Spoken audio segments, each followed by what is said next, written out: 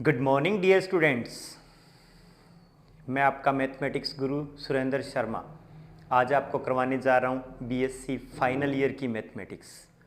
बेटा अपने शुरू करने जा रहे हैं बीएससी पार्ट थर्ड की मैथमेटिक्स, जिसका हम करेंगे अपने सेकंड पेपर, जिसमें बेटा अपनी बुक है कॉम्प्लेक्स एनालिसिस, समिश्र विश्लेषण, समिश्र विश्लेषण, यानी कि बेटा इसे लिखते हैं इंग्लिश में कॉम्प्लेक्स एनालिसिस, कॉम्प्लेक्स एनालिसिस। बेटा इस बुक में अपने 2 यूनिट होती है बीएससी पार्ट थर्ड की। 2 यूनिट मतलब 36 नंबर, यानी सेकंड पेपर के 66 में से 36 नंबर आपके ये बुक कवर करती है। ये बुक बेटा जैसे इसका नाम आपको पता चल गया होगा समिश्र यानी कॉम्प्लेक्स, तो बेटा कॉम्प्लेक्स क्या होता है यानी समिश्र। ये बेटा हमने 11th क्लास में पढ़ा था समिश्र संख्या, समिश्र संख्या यानी कि कॉम्प्लेक्स नंबर, कॉम्प्लेक्स नंबर समिश्र संख्या। समिश्र संख्या क्या होती है बेटा? ये एक बहुत ही जनरल सा नाम है जो अपने घरों में भी जनरली यूज किया जाता है, लेकिन बेटा हम उस बात पे ध्यान नहीं देते कि ये क्या है। बेटा जनरली अपने घरों में एक नाम लिया जाता है जिसे कहा जाता है मिस्सी रोटी। मिस्सी रोटी बनाते हैं कई बार। अब मिस्सी रोटी अपने दिमाग में एक ही चीज़ होती है कि जो बेसन के आटे से बनती है वो मिस्सी रोटी होती है।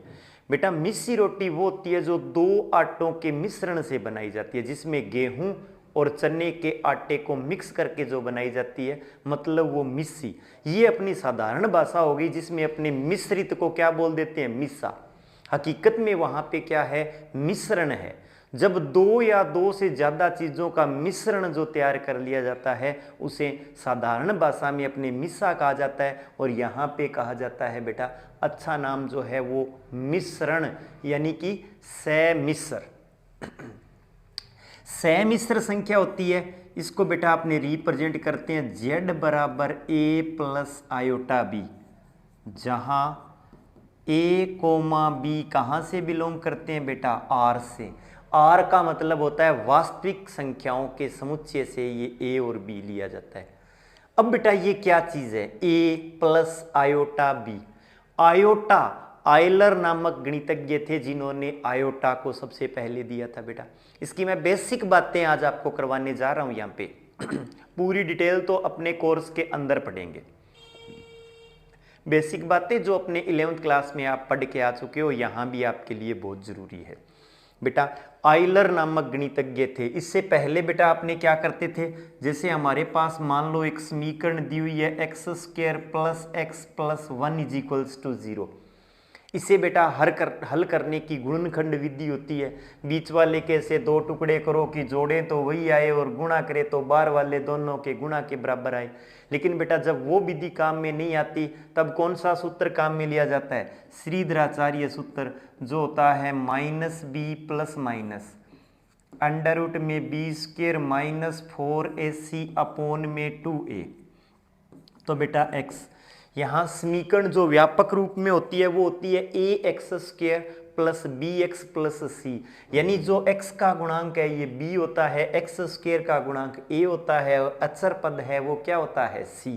तो बेटा यहाँ से तीनों के मान ही एक एक है, तो ये -b plus minus b² minus 4 into a into c upon 2, और x बराबर लिख देते हैं बेटा -1 प्लस माइनस 1 में से 4 गए -3 बटे में 2। अपने बेटा 10th क्लास में एक बात लिख के छोड़ देते थे, यहाँ पे काल्पनिक मूल है बेटा। अंडर रूट के अंदर माइनस का निशान आ जाता है तो वो क्या बन जाता है? काल्पनिक मूल। लेकिन कालांतर में आगे जाने पर बेटा आयलर नामक गणितज्ञ थे।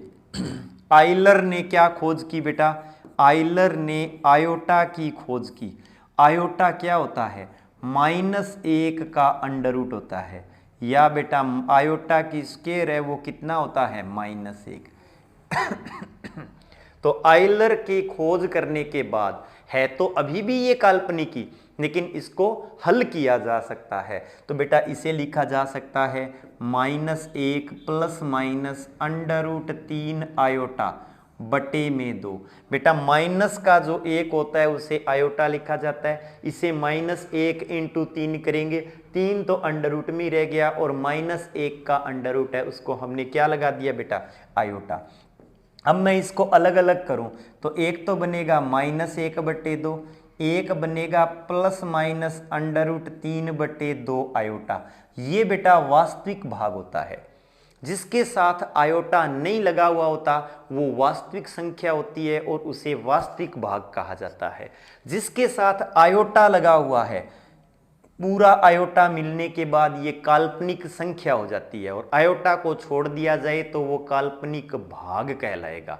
तो बेटा समिश्र संख्या यानी कॉम्प्लेक्स नंबर एक वास्तविक संख्या और एक काल्पनिक संख्या के मिश्रण से जो संख्या तैयार होती है, यानी जो दो संख्याओं के मिश्रण से संख्या बनती है उसे क्या कहा जाता है बेटा समिश्र संख्या, कॉम्प्लेक्स नंबर। बेटा जिसमें दो संख्याओं का मिश्रण हो वो समिश्र संख्या कहलाती है। अब देखो इसको अपने आगे लिखेंगे समिश्र संख्या, दो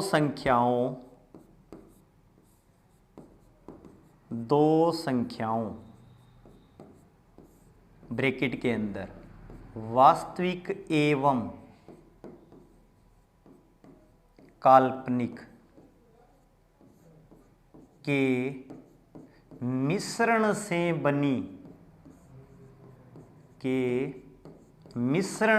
बनी संख्याएं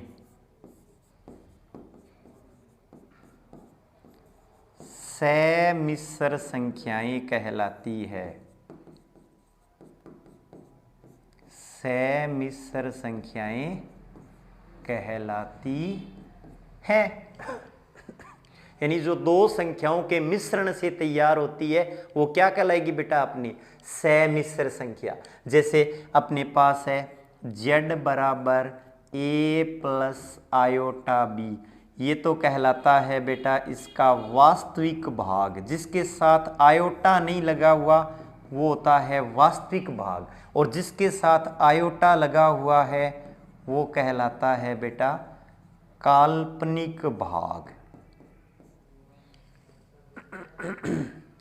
अब बेटा आपने बात करें इसकी एक बहुत ही इंपॉर्टेंट बात मैं आपको बताने जा रहा हूं जो लगभग ऑलमोस्ट बच्चे जहां पे गलती करते हैं, जहां पर उनके सामने प्रॉब्लम आती है वो बात बताने जा रहा हूं बेटा।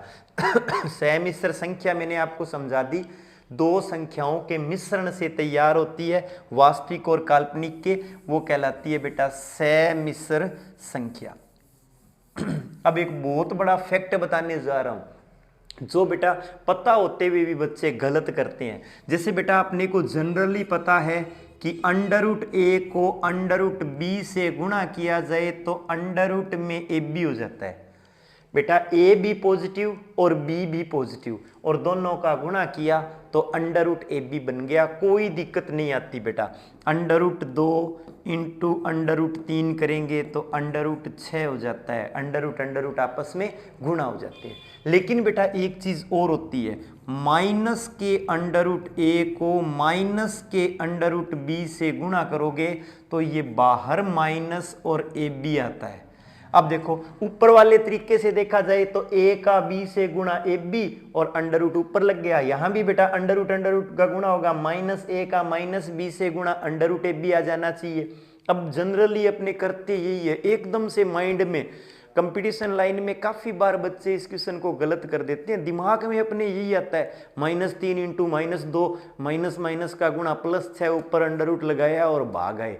गलत होता है बेटा। गलत कैसे होता है देखो आइलर जी ने हमें स्पष्ट कहा है कि इसको सोल्व करने के लिए -1 को आयोटा स्क्वायर लिखा जाएगा।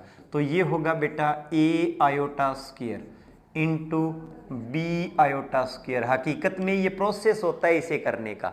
अब बेटा ये क्या बनेगा, under root A iota into under root B iota, under root A iota into under root B iota. जैसे बेटा -3 का मतलब है अंडर रूट 3 आयोटा, आयोटा बाहर निकलता है।